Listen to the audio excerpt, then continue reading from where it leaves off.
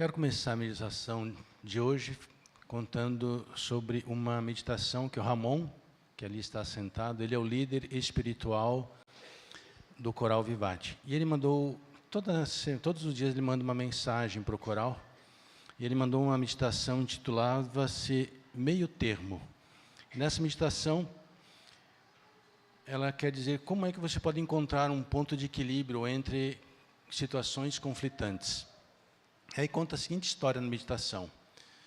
Numa sala de aula, alguém roubou alguma coisa.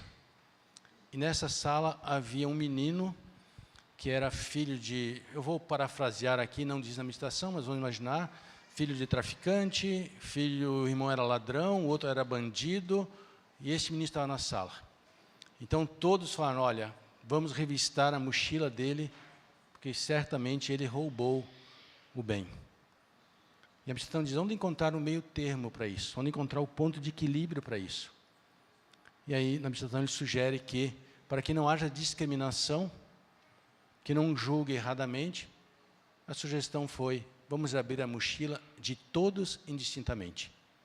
E essa é uma decisão sábia. Você encontra um ponto de equilíbrio. Jesus conta uma história que fala justamente sobre ter um meio termo, encontrar um ponto de equilíbrio nas coisas. Se você trouxe sua Bíblia, livro de Mateus, capítulo 20, e vamos ler as palavras de Jesus e vamos então meditar nelas nesta manhã. Mateus, capítulo 20.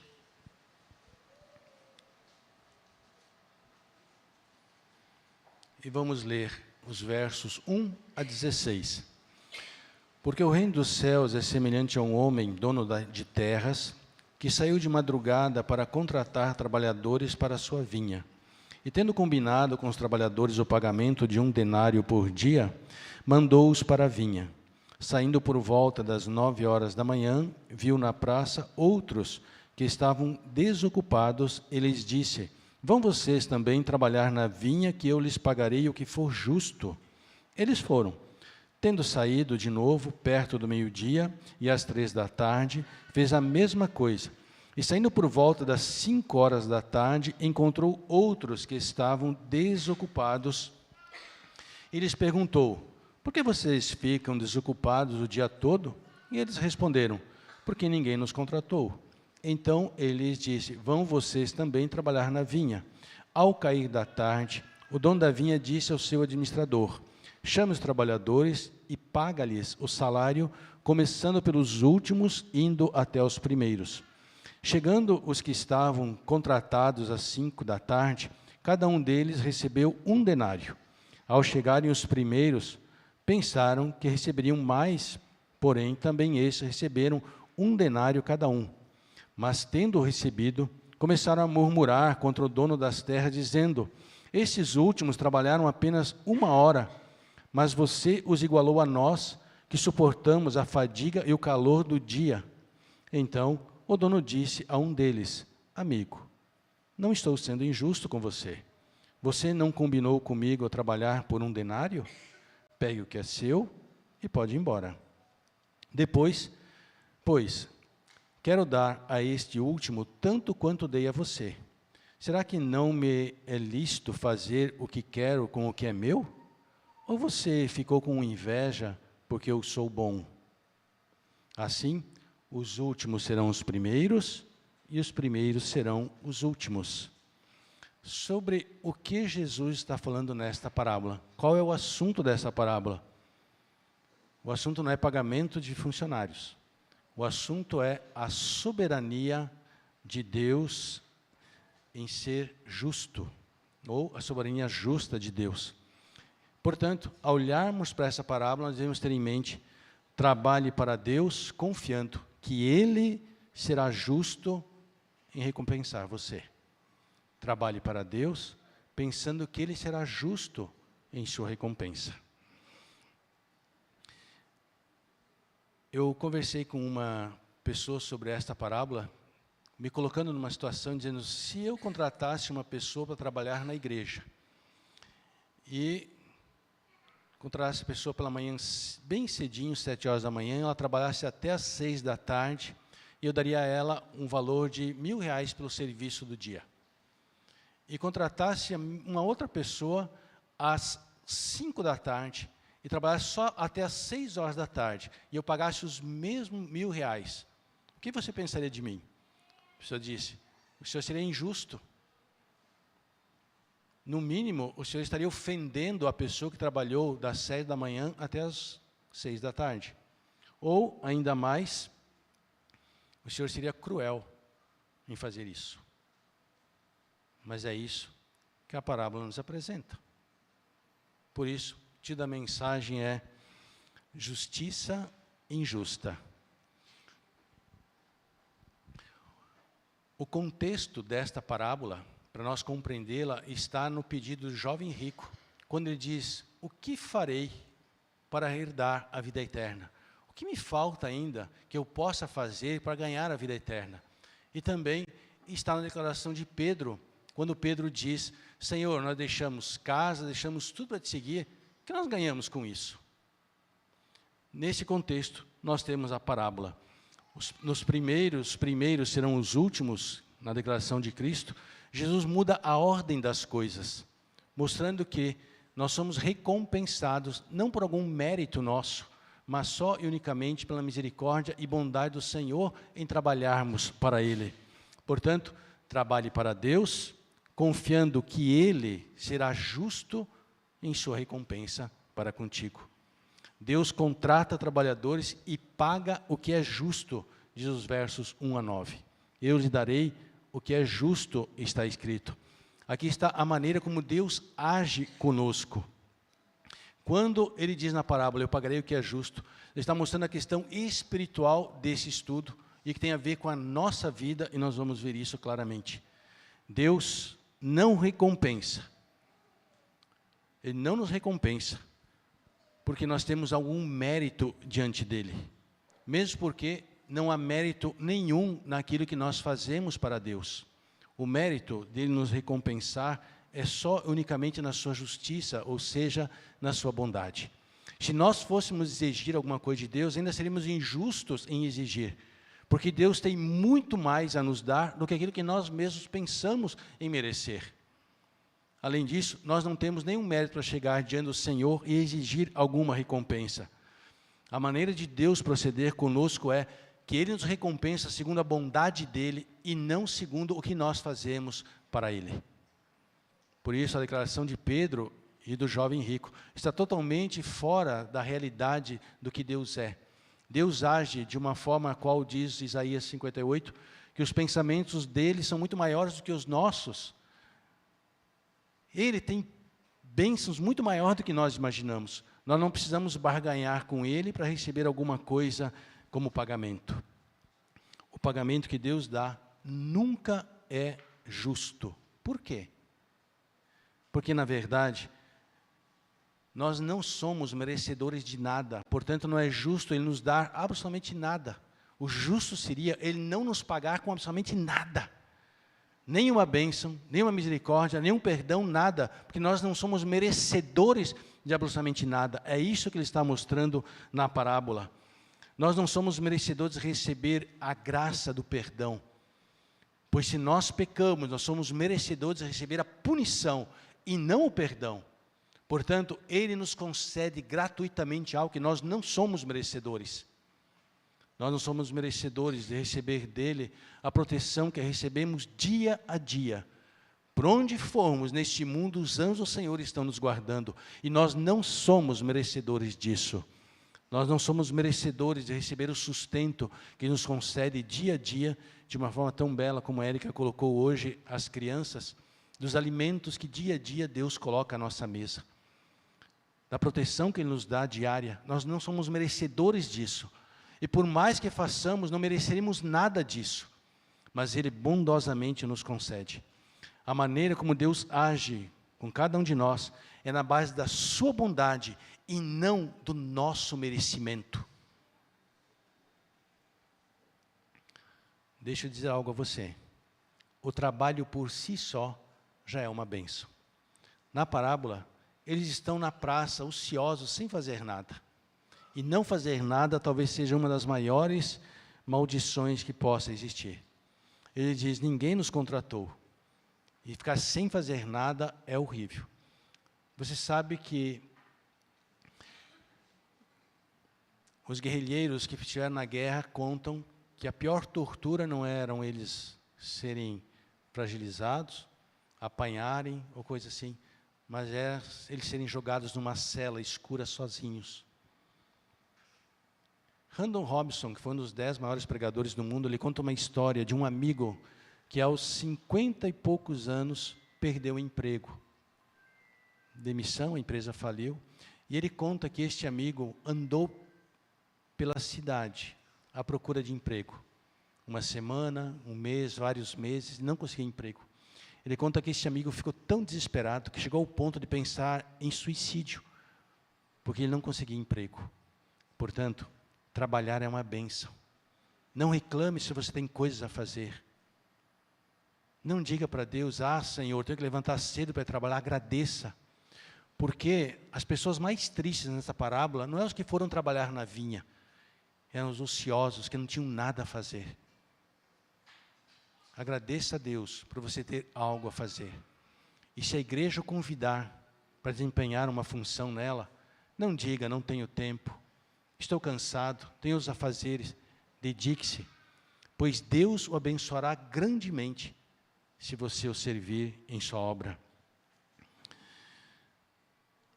As tribos tártaras da Ásia Central, quando eles vão maldizer um inimigo, eles não dizem que você vá para o inferno, mas eles dizem que você nunca mais consiga trabalhar. Portanto, somente o Senhor nos convidar para ir à vinha é uma bênção. Somente ouvir o seu chamado já é uma grande bênção. Portanto, trabalhe para o Senhor, confiando que Ele dará a recompensa justa que você merece. Deixe nas mãos dEle julgar aquilo que Ele deve lhe dar. Apenas confie nele. Normalmente as pessoas julgam Deus como injusto em seu pagamento. E aqui nós temos claramente que esses primeiros trabalhadores julgaram erradamente o Senhor ao pagar os seus empregados. Ele chegou a dizer, o Senhor os igualou a nós, e começaram a murmurar sobre a forma pela qual as coisas estavam sendo conduzidas. A visão humana, perfeitamente nós julgamos injusto, cruel, desumano e totalmente impróprio. Você pagar o mesmo salário para alguém que trabalhou diferente. Mas o reino de Deus não é analisado pelas questões humanas. O reino de Deus não é deste mundo, é do mundo espiritual. E se Deus quer abençoar a todos igualmente, Ele é soberano sobre tudo. Não há por que murmurar se Deus beneficia uns mais do que outros. Não devemos murmurar se Deus dá bênçãos a uns e não a nós mesmos. Talvez você pergunte, pastor, trabalho na igreja, faço tanto, tem gente que não faz nada. O que eu ganho com isso? Talvez você até possa pensar, pastor, trabalho na igreja, mas aqui e acolá tem alguém me criticando. O que eu ganho em ficar trabalhando na igreja? Lembre-se, não se iguale. Deixe Deus julgar as coisas. Faça por amor a Ele, e não pela recompensa, e não desanime pela crítica dos outros. Esta igreja é dele, e a Ele devemos dedicar nossos talentos, nossa voz, nossa sabedoria, muito mais do que dedicamos para o mundo. Porque é Ele que um dia virá nos buscar e nos levar deste mundo mau. E é a Ele que nós devemos toda a nossa gratidão e o nosso serviço. Nesta parábola, Jesus nos apresenta o espírito errôneo pela qual alguns trabalham na vinha do Senhor. Servir a Deus com o pensamento de que eu mereço alguma coisa, não é o que está na parábola. Me igualar aos outros, julgar que eu mereço mais do que os outros, trabalhar para Deus, achar que eu mereço mais do que os outros, não é um pensamento divino. Deus não quer que trabalhemos assim. Na verdade, eles começaram a murmurar porque na verdade eles queriam ser mais favorecidos que os outros, e esse também não é um pensamento correto. Eu já vi de tudo e de muitas coisas, mas o que é mais triste é ver alguém lutando por uma posição dentro da igreja, onde o espírito dessa igreja é servir, e não ter a posição. A posição é de menos. O importante é o que está no meu coração. Não importa se eu sou hoje o pastor, amanhã eu deixarei de ser o pastor e serei um membro da igreja. E vou servi-la com o mesmo amor. Não é a posição que me faz amar a igreja ou servi-la, mas é o que está no meu coração. Portanto, não posso servir tendo uma motivação de ficar murmurando porque não tenho uma posição ou coisa assim. Nesta parábola, Jesus ensina que jamais devemos ter em nós um espírito de justiça própria. Aos que pensam que são merecedores realmente, de que Deus é devedor com eles. Não é assim. Há ainda aqueles que pensam que poderiam fazer alguma coisa para a sua salvação e que Deus irá completar o resto. Colocam mais o humano do que Cristo nessa questão. Não, tudo vem de Jesus. Vivemos e existimos no Senhor, diz o apóstolo. Ele nos dá a vida e vivemos essa vida para a sua honra e glória. Nada é mais ofensivo a Deus do que pensar em si mesmo. Ellen White diz que o amante de si mesmo é transgressor da lei. Na igreja devemos ter o prazer de servir essa igreja, porque Cristo a fundou. Por quê? Os primeiros trabalhadores indagaram: o Senhor nos fez igual a eles? O Senhor nos igualou a eles? Certamente eles pensavam: se as coisas não são como eu quero, eu saio. Já pensou? Se Jesus tivesse feito isso conosco? Se você não viver como eu quero, eu te abandono. Vai viver sua vida sozinho, vai enfrentar esse mundo só. Lide com as suas depressões, ansiedades, medos sem mim. Seria tão triste para nós. Mas nesta parábola, quando ele diz, o Senhor nos fez igual a eles, estão justamente pensando nisso. Se as coisas não são como eu quero, eu saio. Eu já vi gente que disse, eu não fui eleito para o cargo, vou frequentar outra igreja. Não pode ser. Se você ama essa igreja, se você realmente entrou nela por amor a ela, você jamais a deixará. Você jamais mudará. Você enfrentará todas as situações, mas você não irá julgar absolutamente nada.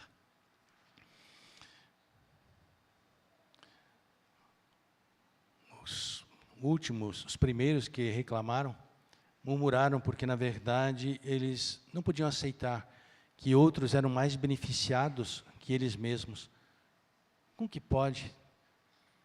Esse não é o Espírito também que está na parábola. E por fim, há alguns que estão somente para diminuir os outros. E alguém trabalha na igreja e critica e fala mal do trabalho. Não é assim. Nós somos uma família e nós devemos ajudar uns aos outros. Se há erro, falar com amor. Tentar ajudar e não expor. Como você reage quando Deus é bondoso para com os outros? Um pregador disse uma vez que normalmente Deus abençoa os seus inimigos. Deus abençoa aqueles a quem você às vezes quer mal. Na verdade, nunca deveria existir em nosso coração esse sentimento. Desejar mal a alguém, ou não querer que alguém vá bem. Por isso alguém diz que amigo verdadeiro é aquele que aplaude você quando você sobe, quando você vai bem. Esse é seu amigo. Trabalhe para Deus, confiando que Ele será justo em recompensar você. O centro dessa parábola está na declaração: pagarei o que for justo, e os últimos serão os primeiros. Na parábola, como que os últimos podem ser os primeiros? Só e unicamente se eles conduzirem o Espírito do reino dos céus. Os últimos poderiam ser os primeiros se fossem guiados pelo Espírito do Evangelho. E no Espírito do Evangelho, sempre há um esvaziamento do próprio eu. Sempre quando há alguma coisa eu vou falar com amor e não com exaltação, nunca me julgando melhor, mas sim procurando entender e ajudar. Eu já vi história de pessoas que, se você for ver a vida delas, você jamais questionaria, jamais iria falar alguma coisa sobre essa pessoa. As lutas são tão grandes, as dificuldades são imensas. E Ellen White diz também que a pessoa de uma forma de ser dura, sisuda, diz ela, mas com um coração de uma criança.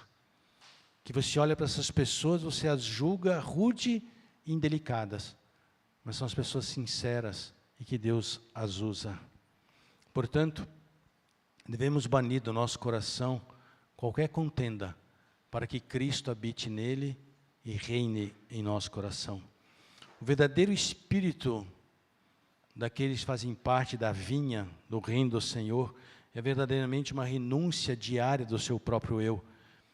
É aqueles que buscam constantemente uma pureza de pensamentos, uma mansidão sob aprovação. Hoje a palavra mais difícil neste mundo, e mesmo dentro da igreja, é você dizer não. Mesmo que você fale com o maior carinho, com o maior amor, você será às vezes apedrejado por isso. Mesmo que você fale querendo o bem, você será apedrejado. Há um espírito de não ter mansidão diante da aprovação. Devemos deixar nosso coração em paz. Deus nos recompensará. Ele conduz todas as coisas. O que é mais precioso aos olhos de Deus é, na verdade, como Ele nos julga. E Deus vê as muitas tentações que nós resistimos, das quais o mundo, seu pai, sua mãe, seu irmão, seu vizinho, ninguém sabe, só você e Deus. Para esses que lutam silenciosamente, são os mais preciosos aos olhos de Deus. Deus olha justamente aqueles que vencem as tentações nos lares, no trabalho e principalmente no seu coração. Ele vê a humildade da alma daquele que olha para a sua própria fraqueza e diz: Senhor, ajuda-me a não ser orgulhoso, vaidoso, arrogante, prepotente. A esses que Deus olha, e esses estão no reino dos céus. Aqueles que verdadeiramente se arrependem até mesmo de um pensamento mau. Esses são aqueles aos quais Deus anota diariamente as horas de duras batalhas com o mal. E conseguem vitórias uma sobre a outra. Aqueles que silenciosamente, diz a serva do Senhor, que lutam e vencem contra o próprio eu, são mais preciosos aos olhos de Deus do que um pastor que prega grandes sermões ou um mártir que morre em sua fé. Você compreende que Cristo inverte o julgamento? No reino de Deus, nós não temos merecimentos, mas Ele nos compensa muito mais do que nós merecemos. Deixe Ele julgar a nossa vida, deixe Ele nos conduzir. Quando Cristo fala esta parábola, os discípulos estavam pensando em merecimentos no reino dos céus. Eu deixei tudo, Senhor, o que o Senhor vai me dar? Eu sirvo na tua igreja, o que o Senhor vai me dar? Cristo falou: tirem esse sentimento de lado, tirem esse pensamento de vocês. O meu reino não é assim. Eu vou dar a vocês aquilo que eu sei que será o melhor. Que Deus abençoe você. Que nós sirvamos esta igreja por amor a Cristo e o amor uns aos outros.